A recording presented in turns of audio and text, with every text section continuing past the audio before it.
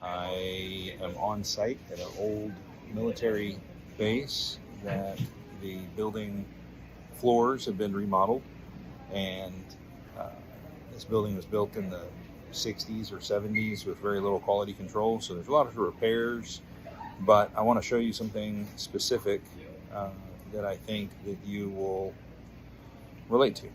As I am walking around the store, I found several areas with duct tape that has been put down through the course of construction and left on site. So I'm going to show you what happens when you put it. So for some context, duct tape sticks extremely well because the glue is acidic.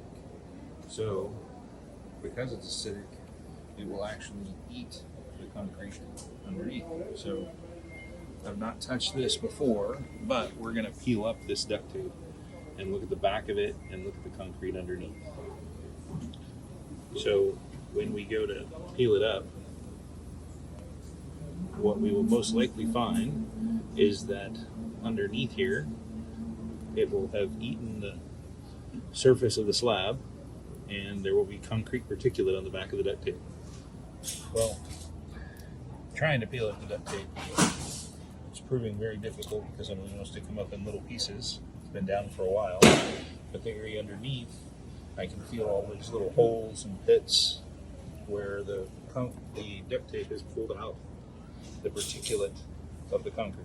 And this is why you don't put duct tape on a polished concrete floor after it's been polished. Those little particulates are hard to fill back or get corrected, and they'll hold dirt and debris. Have a great day.